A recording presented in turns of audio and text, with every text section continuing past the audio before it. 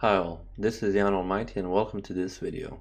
In this video we are going to talk about an endgame where we have a queen against a bishop or against a knight. So a queen against a minor piece. So as you can assume, this is a winning endgame for white because he has a queen and the bishop doesn't pose that big of a threat against the queen. The one useful advice I can give here to you is that you should keep your queen on an opposite colored squares than the bishop is, along with your king. So for example, here we have a black square bishop, and the queen should stay on the white squares along with the king. Of course, there will be cases where you have to go to the black square, but that is a part of the game. In the end, you will checkmate it easily, and I want to show you that. So I organized this kind of a position. Okay, it is a random position, and then I'll try and play against the machine and try and checkmate him as soon as possible. So okay, first let me play a move. So I want to bring my king closer to the enemy's king so that I can push him further away. And as in the endgames with the queen, what do we want to do? We want to push the king to the back rank where we can checkmate him. So let's do just that. Okay, so king to d3, and let's turn this on. So of course he's attacking our queen, but now we will just come here with the queen, and in a couple of moves, okay. So as you can see, what I've done here is actually use my queen and king to push the the black king further away. And now he needs to move the bishop because my threat is queen to d5, and if the bishop didn't move, he will be captured. So okay, now maybe I can go this in a different way. I can play queen to c6, cut him off like this, but now in these situations black has a bishop, so it's not that easy because he can even block with the bishop or do something else. So I would like to try something different. So queen to f5. And now my plan was to bring the king here and give him a check so that he needs to go further away to the edge of the board. So as you can see, there is no real pattern as in a clear queen endgame where you can checkmate the black king. You just have to do similar stuff as in that endgame, but keep in mind that there is a bishop which can attack you at any point. So now I can bring the king closer, and now once again I give a check like this, always on the light squares. And now I can even play the queen here. I'm cutting off the enemy's king, and this bishop can't help it.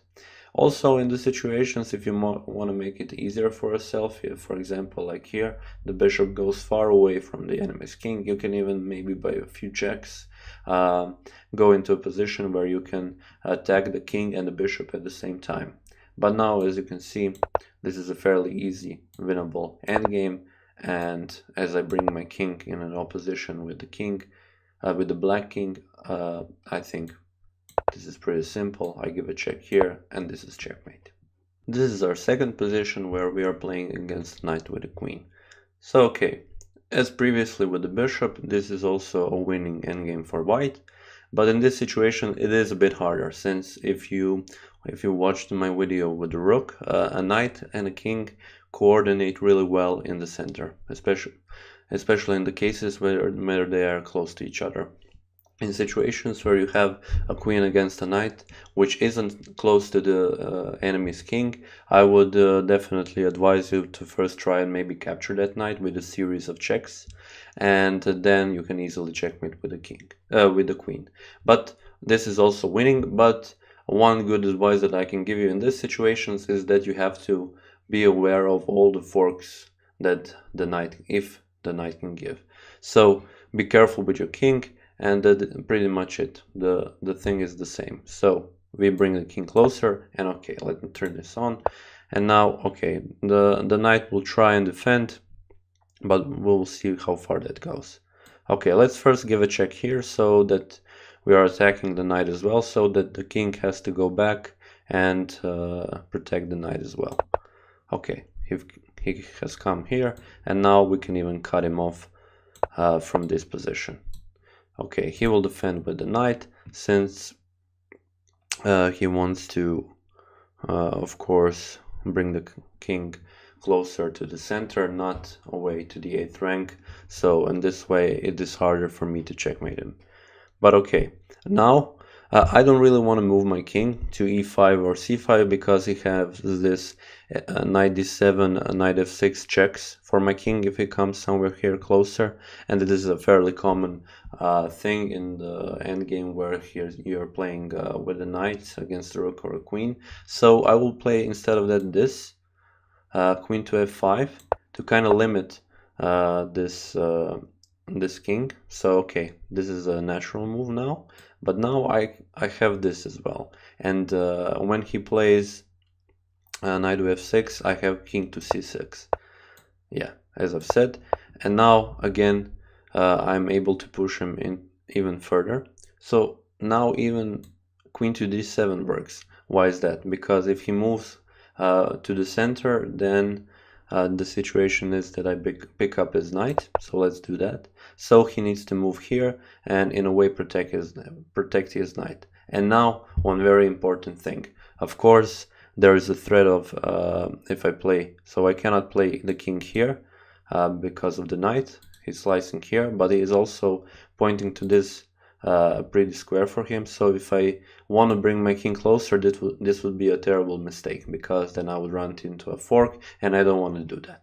So first, what I will do, I will put in a waiting move. So let's move a queen a little bit further, and this way I can bring the king closer and try to checkmate the black in that way. Okay, next thing that I want to do is bring my king to the other side so that there aren't any checks. Okay, so now he's chosen a different path, and what I want to do now is probably go here first to attack his knight. There are no checks. Now here again attack the knight without the checks. And okay, it seems that the machine figured out that he cannot longer protect the knight, he needs to run away. Now I will first pick up the knight. And now, as seen previously in one of my videos, I'll just have to hunt the king down and in the end, checkmate him. Okay, for the end of this video I just wanted to set up this random position as an example. Something like this you can also set up when you go training. So you play with the queen against the black king, which has a knight or a bishop.